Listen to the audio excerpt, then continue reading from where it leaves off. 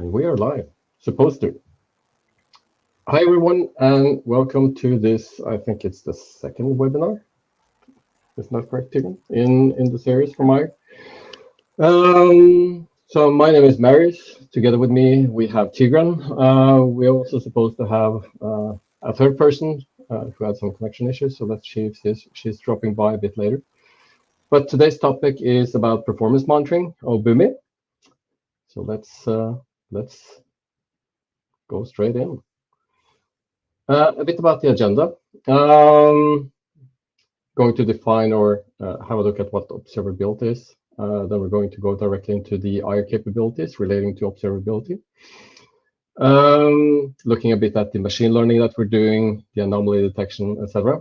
And then from the platform perspective, going a bit more into what we're doing for Boomi in specific. Once we're through with that, it's a more practical session. I will show how to connect Grafana, so you can see all your metrics close to live metrics and the baselines and everything, the anomaly detection that we're having in Grafana, and then also how to configure the Boomi connector. A quick session, and we end off this webinar with questions if there's anything. All right. So a bit about observability. What is observability? And observability is, by definition, you have multiple definitions, but one of the definitions is that it's the ability to measure the internal states of a system by examining its outputs. So in short, observability is the ability to collect data, for instance, about programs, executions, modules, internal states, communication among components, network activity, transactions, and more. But then again, with all this information available and you collect all this information, how to structure all this data? If you collect the data from, let's say, thousands of different endpoints in close to real time, how do you make sense of it? And how to ensure that you don't miss what's important? And this is where I'm changing slides. Because in Eyer will automatically monitor all the metrics from connected systems and components. A bit later on the roadmap, we will also add logs, so we'll have the same capabilities for logs. And we'll use our anomaly detection to look for early signs of any issues and correlate these for contextual enrichment. And there's no need to select which metrics to monitor or tweak anomaly detection metric by metric, because Eyer will automatically enable this for every single data source and metric. So to summarize, Eyer will automatically identify any abnormal behavior in close to real time from time series data that you have chosen to ingest. And this is where I'm supposed to let Alessandra do some introduction to the machine learning capabilities that we have. But Tigran, you said that you're up for it. So Alessandra is actually backstage. She just rolled. If you we'll add her to the stage, and you're back in business. So just in time, Alessandra, it's your turn. It's your slide up next. Yes, exactly. So every system is unique. Every setup is unique. What Eyer is doing is to learn how to alert in a unique way for every system, for every setup. And this means that for each metric that we receive, we learn what is the normal behavior. So for each unique metric, we build baselines, the lower and the upper threshold of normal values, of the normal range of values. And we actually have a multiple baselines functionality. This is because each metric can exhibit different behaviors. So your CPU could be at 30% sometimes and 70% at the same time in other days. And both behavior could be completely normal. So we build up to 3 baselines for each metric. And we use these baselines to automatically identify anomalies. So if the value of this of each single metric goes outside the baseline, we alert for that. And every threshold, all the thresholds are learned automatically and they are dynamic. So for different time of the day, for different days, you will see different thresholds, different baselines, and different values for those.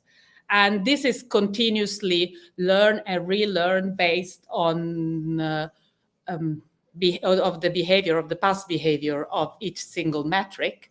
And basically, automatically, we adapt and learn if there were changes. And so if there are changes in the system, is no need to do any manual action. You just, we just keep learning continuously and we'll update your baselines. And but we don't analyze only every single metric in isolation. We also automatically discover correlations. So between different metrics, there are natural correlations. And like, for example, the process CPU, it's correlated to the number of executions. But many times you might be aware of the correlations that there are, but many times you are not aware. So we just automatically calculate all these correlations. And then at the end of the day, we just take all the anomalies that we have identified on every single metric that we have detected on every metric, and take all the metrics that are correlated together. And if there are multiple anomalies or multiple of these metrics that are correlated together, we are going to pack them in a single alert and ship it to the user in such a way that we have a meaningful alert that contains the context, contains altogether all the metrics that work together. And this was like our machine learning or algorithmical part in a nutshell. And now I give back the stage to Marius.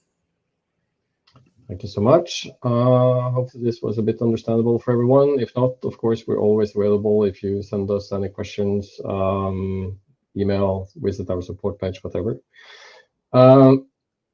If we're trying to relate this a bit to Boomi, so we talked about the capabilities, we talked about the platform. So if we apply this observability to Boomi, we can monitor the Boomi runtimes, meaning the atoms, molecules, the different Boomi processes that are executed. So you have a lot of business processes that are executed on the atoms or molecules. And then you can add in any external endpoints or additional technologies that are part of the integration. And this could include different cloud technologies like Azure, AWS components, etc. And you can do a full end-to-end automated monitoring. So imagine you're pulling all this data and the machine learning takes care of learning the behavior, creating the baselines, detecting anomalies, doing the correlations across everything that you're monitoring. So as an example, let's say that an Azure service bus starts pushing more transactions than usual to your Boomi platform. And I can detect this at an early stage. So it will create a deviation on some of the metrics in the service bus.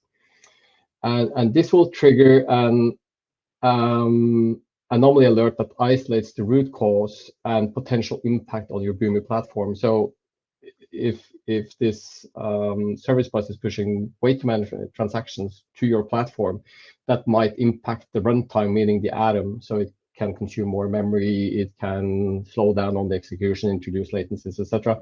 And that's something that our platform is able to capture and alert you about. Next slide, I'll leave this to Tyrgan, and we'll go into a bit more detail about which metrics, etc., that we're monitoring for Boomi. Yeah, so basically what we did is we reviewed all the metrics that are available on Boomi AIOps.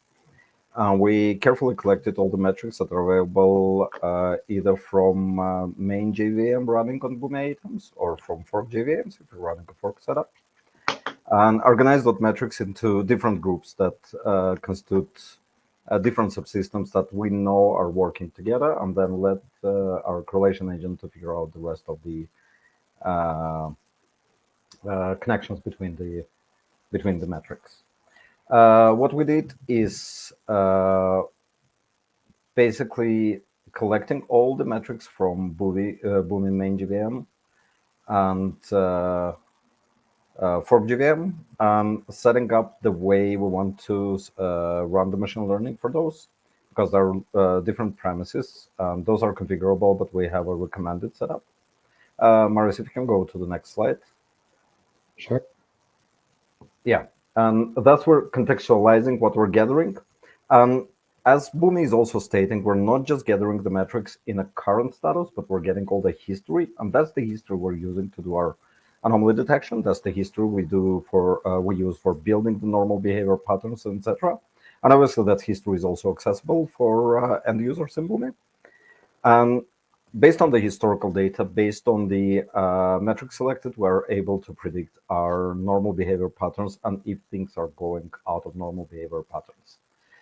As an example here, we have some metrics on the execution manager that we know are crucial, some execution counts, estimates, etc.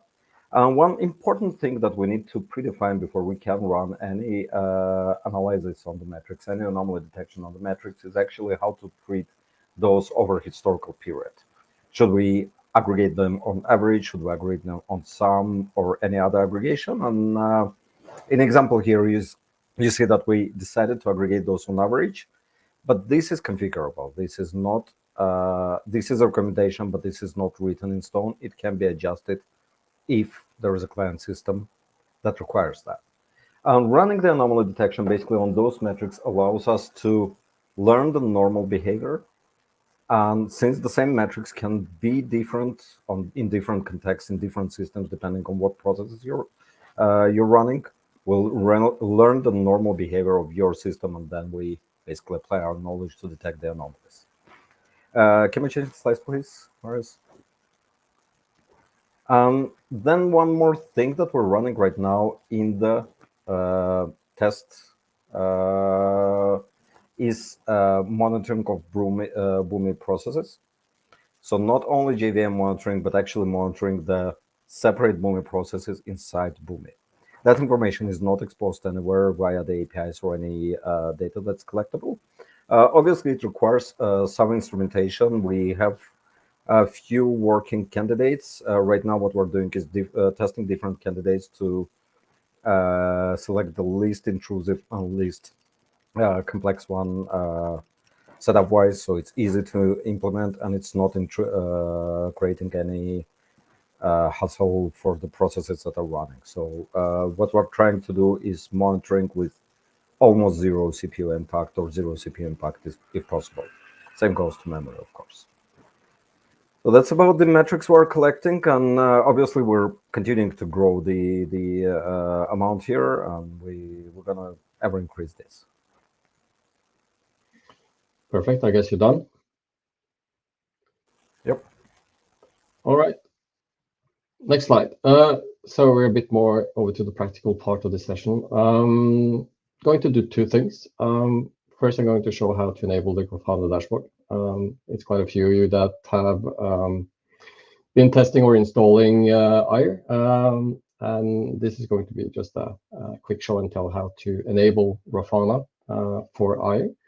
And then we're going to do the same thing for the Eyer connector in the Boomi process. So let's see, I need to swap presentation to something different. I need to share my screen.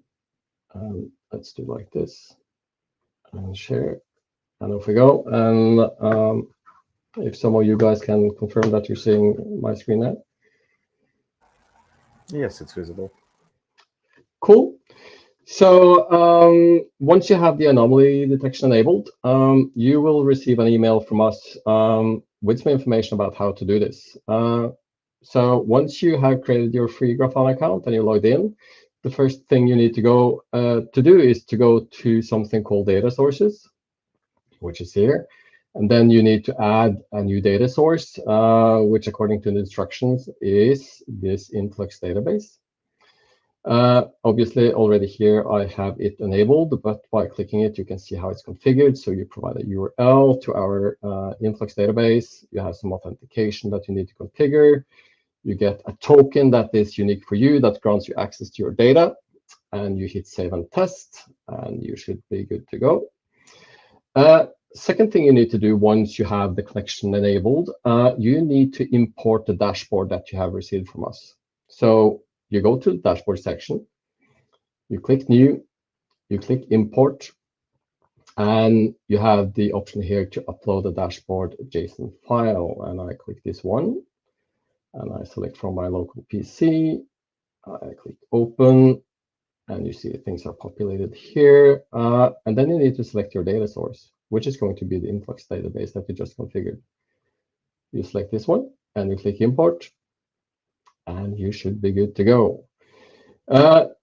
This dashboard that you're seeing here now, we don't have any data running. Had some data a few days ago. So if I do like this, and I click back to, let me do Monday to Tuesday, for instance. And yeah, this is what you're going to see. So you can pretty much see all the JVM metrics that Tigran was talking about populated here in Grafana. They are close to real time. And you can also see the baselines that Alessandra was talking about. So if anything is deviating, going outside the baselines, that will give you information about typically when an alert was triggered, etc. So it's a lot of insight that you can have here. And as you can see, it's quite a few metrics that we're compiling, and this is per atom, basically. So if you have multiple atoms, you can deep dive into every single atom that you're having. So this was the Grafana. Next up on my slides. Sure. Just before you go forward, a couple of words regarding that influx database. So basically the database that we're using to set up this, and obviously the database that everyone will have access to, those are separated. It's per tenant separation. The database is containing results of the anomaly detection engine. So it's containing all the expected behavior. It's containing all the views that anomaly detection is seeing on the data. And it's also containing, all the deviations and everything that's what's historically happening. Technically, it's not in the database, but it's accessible via the APIs, which means we don't necessarily need to use Grafana here, although the Grafana is the one that we're setting up as a sample, but any visualization that can do the visualization will work here. Just clarification. That's a good point. Good point. So you're not stuck to Grafana, but that's our current recommendation. Of course, we can assist in doing other visualization tools as well. So this is just for visualizing the data and getting insight into how things are behaving. Then you have the actual Boomi integration. I'm just going to quickly go through this. Guys, feel free to step in if you have some further comments. We recommend that for now, you create a single process in Boomi that listens into the anomaly alerts being created by Eyer. And in that process, you can set certain variables that you can reuse in every other process that you're running. So if you want to enable throttling, if you want to suddenly route to a different endpoint because you see that the current endpoint is having some performance issues, you can do that, etc. You can do this all based on variables. But in this session, I will just show quickly how you configure it, and it's dead easy, so to say. So creating a new process, just going to name it Eyer connector. And obviously, we need to choose the connector. And this is how it looks. Selecting it. Then you need to create a connection. Clicking plus here. So most of the things are pre-populated here. You're not supposed to change the server URL that's coming up here. That's by default. Then comes the Eyer authentication key. So when you sign up for an Eyer instance, you will receive two actually authentication keys. One for the feeding API, meaning that the key that you use to feed data to our backend. And then you have one query API, which you use here, and you get a key for that one as well. And this is the one that you need to set here. So you click to set, and you paste the key basically in here. You hit save. So we don't have anything here, so we're just going to skip that. You use the get action because you're going to receive data. And then you select the operation. So I click plus here, and then you obviously need to import your operations. You select an atom, and then you select your collection. I have one already being populated. and hit next. And then you will get access to the currently 2 operations that we are supporting in the connector. So in the current implementation, the version 1 of the connector, we have 2 different operations, one called anomalies and one anomalies with metrics. So the anomalies with metrics, it provides a bit more detail about every single metric that's having an anomaly. You get the value for the current metric value, you get the baseline value, so you can see the upper and the lower threshold of the different baselines, etc. So it's a bit more details to allow you to take action on, basically. And that's pretty much it, and off you go. Just as an example, this is a process where I receive the alerts. I do a lot of different logic on or based on the alert. So I'm listening to this. Is it a new alert? Is it an updated alert? Is it a closed alert? And based on what's deviating or what's having an anomaly and the severity, etc., I can take different actions. So it's a ton of stuff you can do here, and pretty much it allows you to take preventive actions if I discover something that is about to go sideways. Let's say your latency is slightly increasing, your number of executions is increasing, heap memory usage is increasing. So based on that information, what kind of actions do you want to take? And you can automate all this using Boomi itself. I just want to jump in here because you said the severity and I didn't say anything about that, but we actually, in our alerts and in our anomalies, we are going to automatically decide, give the end user evaluation of how likely that is an anomaly and how severe is that, how bad of a deviation it is. So that's the severity that you will, and how much it's spread across all your metrics. So the severity collects all this information. Excellent. Anything else I forgot that we should be mentioning? We have 8 minutes left, and we should also actually, it's at least one question here.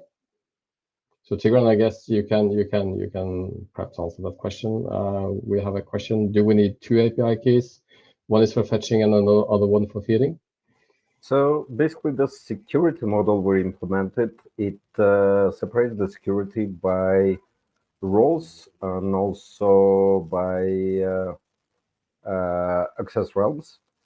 And we have the scope that's for the feeding API, and we have the scope that are for different query APIs. Currently for Boomi, we need just one query API, but we are supporting more. Yes, the keys we usually generate are separated in the scope. So the feeding key is separate from the query keys. The idea here is that the feeding is usually 1 or 2 or as many items as you have, and that's it. As for query, there can be different integrations for different Boomi processes. So we generate multiple keys that have different specific access or just access to the API. So yes, we need 2 keys in general, but it can be more as well.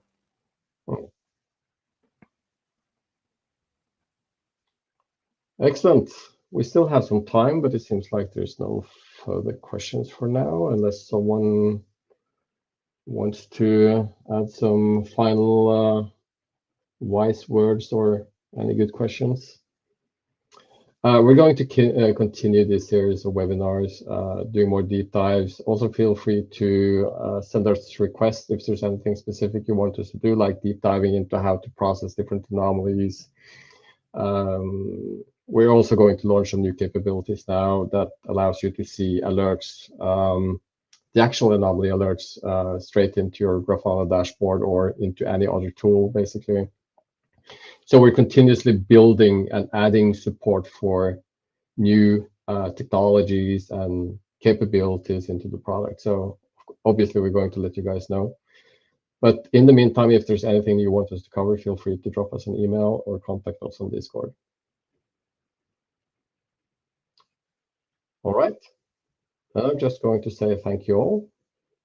Hope you had a good time. I did. See you next time. One final question. One final question. How many connection licenses would it consume in this case?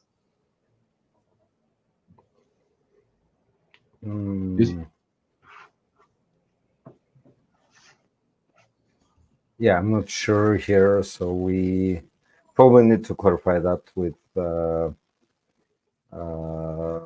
our team, and we'll be back to this in Discord. Yeah, but I think we can say something already. So currently, yeah, you get, as a client, you get 2 API keys, one for feeding, one for consuming. That's one license. In version 2 of the connector, which is going to be launched now on this Saturday, so Boomi is pushing their updates on Saturday. There will be some new capabilities, meaning that you can have multiple instances querying the API, the query API, so listening for alerts. So you can have multiple Boomi processes, or you can have one Boomi process and some other tools querying for the same alerts. That requires you to use different API keys for the different instances used to query. So you need multiple ones. But as far as I know, this is all included in that one license or subscription that you're buying from Eyer, at least for now. So yeah, take my word for it. That's how we're going to operate moving forward for now. So you just need one subscription. We will provide you the access keys depending on how many you need, basically. Hope that answered your question. Let's give it one more minute in case something else pops up as well.